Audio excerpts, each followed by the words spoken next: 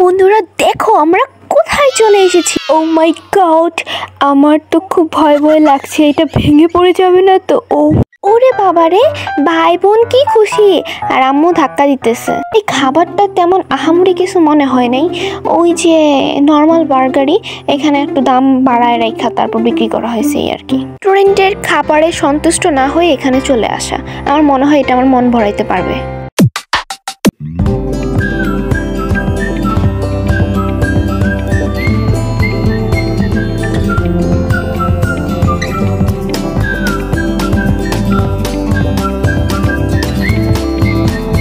আমাদের ধর্মপ্রাণ মুসলিমের বছরে 2টি ঈদ যেন আনন্দের জোয়ার নিয়ে আসে, মানে আনন্দ উচ্ছ্বাস, ঈদের সালাত আদায় করা, ভালো রান্নাবাড়া করা, তারপর ঈদের সালামি, এই সকল রিচুয়ালের পরে চলে আসে হচ্ছে ঈদের দিন ঘুরতে যাওয়া। কিন্তু দুঃখজনক ব্যাপার হলো ঈদের দিন আমার মা বাবা দুইজনে অসুস্থ হয়ে গেছে।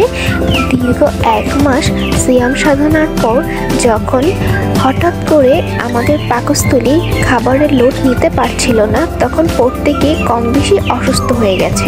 তার জন্য আমাদের আর ঈদের দিন ঘুরতে যাওয়া হয়নি। তবে আজ ঈদের 2য় দিন, আজ আমরা ঘুরতে যাব। তো প্রতিবারের মতো চলে যাচ্ছি আজকে নতুন আরেকটি লোকেশনে। সত্যি বলতে আজকের দিনটা অনেক স্পেশাল। প্রথমত আজকে হচ্ছে ঈদের 2য় দিন। আমরা প্রতি বছরই ঈদের সময় সকলে একত্রিত হই, আর এই সময়টাই থাকে যে বছর একবার আসে আমাদের জীবনে, কখনো ঈদুল ফিতর হয়ে, কখনো ঈদুল আজহা হয়ে। আমরা ধর্মপ্রাণ মুসলিমরা অপেক্ষায় থাকি এই 2টি দিনের জন্য। ঈদে অন্যতম মূল আকর্ষণ হলো ঈদের দিন ঘোরাঘুরি, বা ঈদের কয়েকদিন 2য় বা 3য় দিন ঘোরাঘুরি। আমি যখন প্রথম এটার উপর দিয়ে হাঁটছিলাম, এটা সাধারণত কাঠের পাটাতন দিয়ে তৈরি করা হয়েছে, আর আমি আশেপাশে প্রাকৃতিক সৌন্দর্যগুলো দেখছিলাম। আমার ভয়ও লাগছিল যে এটা হাঁটার সাথে সাথে ধুলতে থাকে, যেটা ভেঙে পড়ে যাবে কিনা। তারপর ভাবলাম কালকে এত মানুষ আসলেও ভেঙে পড়ে গেল না, আর আমার মতো একটা রোগাটে শোকাটে মেয়ে উঠলো আর ভেঙে পড়ে যাবে। তারপর আমি লক্ষ্য করলাম রেস্টুরেন্টের নামটা, দেখলাম খুব সুন্দর ফুল দ্বারা সাজিত অবস্থায় আমাদেরকে ওয়েলকাম করা হলো। আমি আসার পরেই দেখলাম এখানে খুব সুন্দর করে রেস্টুরেন্টের ডেকোরেশনটা করা হচ্ছে। আমার যতদূর চোখ যাচ্ছে আমি তো পুরো মুগ্ধ হচ্ছি এই রেস্টুরেন্টের ডেকোরেশনটা দেখে। একবারে ভিন্ন ধরনের নতুনত্ব ফুটিয়ে তোলা হয়েছে এই রেস্টুরেন্টে।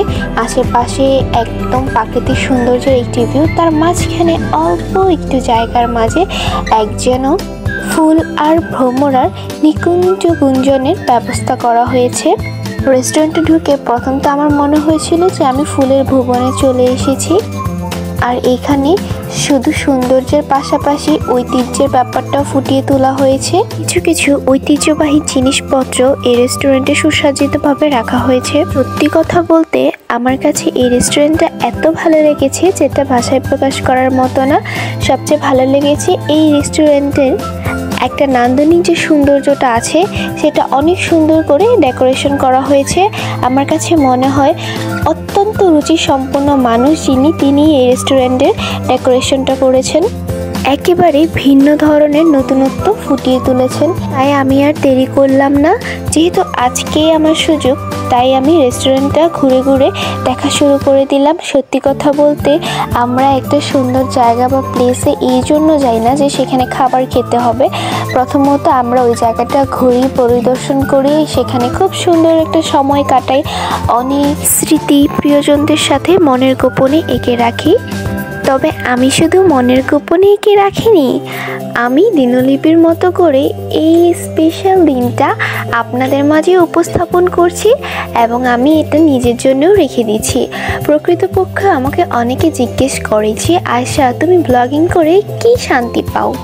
আমি তাদেরকে বলি, আমি ব্লগিং করে এখনো পর্যন্ত ইউটিউব থেকে তো 1 টাকাও আর্নিং করতে পারিনি, তবে একটা জিনিস যেটা আমি পেয়েছি সেটা হচ্ছে আপনাদের সকলের ভালোবাসা। শুধু তাই নয়, এই প্রত্যেকটা ভিডিও আমার কাছে দিনলিপির মতো থেকে যাবে। পূর্বেকার যুগে বিশেষ করে 90 শতকের মানুষরা যখন ডায়েরি ইউজ করতেন, তাদের কিছু ডায়েরি ছিল পার্সোনাল ডায়েরি এবং তাদের কিছু ডায়েরি ছিল যে ডায়েরিগুলো সবাই পড়তে পারত। সকলের জন্য উন্মুক্ত ডায়েরিগুলোর মাঝে এরকমই ভ্রমণের কিছু অসাধারণ অভিজ্ঞতা ও বিনোদনের কথা লেখা থাকতো। আর সেই বিনোদনের চ্যাপ্টারগুলো ব্যক্তি নিজে পড়ে সেই পুরনো দিনের কথা স্মরণ করত এবং বাকিদের মাঝেও এটা ছড়িয়ে দিত। ঠিক এমনই একটা চিন্তাধারা থেকে আমি ব্লগিং করা শুরু করি। আমি মনে করি আগেরকার দিনের মতো দিনলিপি লেখার যে পদ্ধতিটা আছে, এটাকে যেহেতু আমরা এখন ডিজিটাল বাংলাদেশের ডিজিটাল নাগরিক, সেহেতু এটাকে আমরা ডিজিটাল রূপে রূপান্তরিত করতে পারি। তাই তো আমি আমার স্মার্টফোন ব্যবহার করে খুলে নিলাম আমার একটা নিজস্ব দিনলিপি। সেটা হচ্ছে আমার ইউটিউব চ্যানেল। আর এই ইউটিউব চ্যানেলে যে ভিডিওগুলো আছে, এগুলো হচ্ছে আমার জীবনের বিশেষ বিশেষ মুহূর্তের একটা স্মৃতি বলতে পারেন, একটা সাক্ষী বলতে পারেন, সাথে ভালো সময় কাটানোর একটা আয়না। আমাদের জীবনে যে সময়গুলো আমরা অনেক ভালো কাটাই, সেগুলো আমরা আমাদের মনের গোপনে আয়নায় খুব যত্নে রেখে দিই। ঠিক তেমনই আমার জীবনের সবচেয়ে সুন্দর, সবচেয়ে স্পেশাল মোমেন্টগুলো আমি ক্যামেরা বন্দি করে সেগুলোকে দিনলিপি আকারে আমার ইউটিউব চ্যানেলে আপলোড করেছি। চাইলে আপনারাও সেটা উপভোগ করতে পারেন। এবং যখন আমার খুব মন খারাপ থাকে এবং যখন আমি আমার পরিবারকে খুব বেশি মিস করি, তখন আমি এই পুরনো ভিডিওগুলো দেখি। তো বলুন তো, এই ব্লগিং করার আইডিয়া কি খুব খারাপ? কখনো কি এভাবে ভেবে দেখেছেন?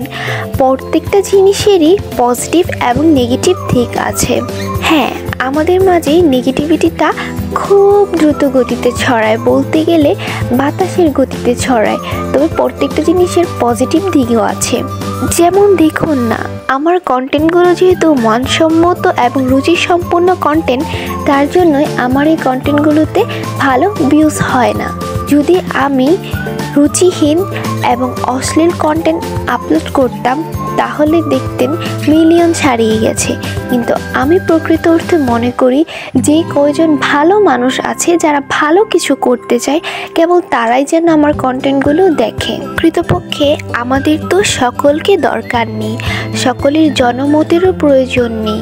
কেবল একটা সুস্থ সমাজ গড়ে তোলার জন্য সুন্দর মন মানসিকতার মানুষগুলোকেই দরকার। আর যেটা খুঁজে পাওয়া খুবই মুশকিল। তবে যেই 2-1জন মানুষ আছেন, তারা অবশ্যই আমার ভিডিওগুলো দেখবেন। আমি কথা বলতে বলতে আপনাদেরকে পুরো রেস্টুরেন্টের সুন্দর সুন্দর মুহূর্তগুলো তুলে ধরলাম। আমার কথা শুনতে শুনতে আপনারা নিজেরাও জানেন না যে এতক্ষণে পুরো রেস্টুরেন্টটা ঘুরে চলে এসেছেন। এই দিকে দেখুন না, পুরো রেস্টুরেন্ট ঘোরার পরে আমার তো প্রচুর খিদে পেয়ে গেছে। এখন আমি কি করব সেটাই ভাবছি। আমার বোন কান্না করতেছে কারণ ওর খাবার আসতে দেরি হচ্ছে। এদিকে ওর ভাই খাবার পেয়ে গেছে, তো সেটা নিয়ে ও একটু রাগারাগি করছে। তখন আম্মু ওকে সান্ত্বনা দেওয়ার জন্য বলল, তোমার জন্য তো স্পেশাল বার্গার তৈরি করা হচ্ছে, এই জন্যই তোমার খাবারটা আসতে দেরি হচ্ছে। তখন ও মুখটাকে বেজার করে বলে যে আমার স্পেশাল বার্গার লাগবে না, আমাকে নর্মালটাই দিতে হবে, না আমি খাবো না। আমি এদের দুই পিঠাপিঠি ভাই বোনের ঝগড়া দেখছিলাম আর খাবার খাচ্ছিলাম। তো আমি খাবার খেতে খেতে ভাবলাম, আমি এখানে এত টাকা খরচ করে খাবার খেতে এসে কি ঠিক করলাম? কারণ রেস্টুরেন্টটা যত জাঁকজমক, খাবারের মানটা আমার কাছে সেই রকম মনে হয়নি। যাই হোক, এটা আমার ব্যক্তিগত মতামত, আপনাদের ক্ষেত্রে তো ভিন্নও হতে পারে। আমার কাছে খাবারের দামের তুলনায় খাবারের মানটা একটু কম জেচেছে। তো সে যাই হোক, এটা আমার কাছে মনে হয়েছিল। আর আমি সেখান থেকে খাবার খেয়ে সন্তুষ্ট হইনি, যেহেতু সেখানে আমার ফেভারিট ফুচকা চটপটি ছিল না, তাই আমি চলে আসলাম মারুফ মামার ফুচকা চটপটির দোকানে। এই দোকানটার নাম হচ্ছে গিয়ে মারুফ চটপটি হাউস। আমরা যেখানেই যাই না কেন, মারুফ মামার এই চটপটি ও ফুচকা খেতে আমরা বরাবরই এখানে আসি। সত্যি কথা বলতে আমরা সকলেই মারুফ মামার এই ফুচকা চটপটির ফ্যান। তো প্রতিবার হয়তো বা খুব ভালো একটা ডেকোরেশন না থাকার কারণে ভিডিওটা শ্যুট করা হয় না, বাট আজকে ভাবলাম যে মারুফ মামার এই দোকানটা শ্যুট করে দেখানো উচিত, কারণ মারুফ মামার খাবারের তো কোনো জবাব নেই। আর এটার অবস্থান হচ্ছে গিয়ে আড়াল বাজারে, মানে আড়াল বাজারের যে মেইন রোডটা তার পাশেই। কি বলতে মারুফ মামার দোকানের ডেকোরেশন ভালো না হলেও ওনার খাবারের মান এতটা উন্নত যে ভিড়ের জন্য ওনার এখানে খাবার অর্ডার করে বসে থাকতে হয় 1 ঘন্টা। যেহেতু ভিডিওটা আমি একজন স্বাধীন চেতা মানুষ এবং স্বাধীনভাবে নিজে ভিডিও মেক করছি, তো আমি আমার ভালো লাগাটা খারাপ লাগাটাই আমি এখানে প্রকাশ করেছি। আপনারা সকলে ভালো থাকবেন, সুস্থ থাকবেন। এতক্ষণ ধরে ধৈর্য ধরে আমার ভিডিওটা দেখার জন্য আপনাদের সকলকে অনেক অনেক ধন্যবাদ। সকলে ভালো থাকবেন, সুস্থ থাকবেন। সকলের জন্য রইল অনেক অনেক শুভকামনা। খোদা হাফেজ।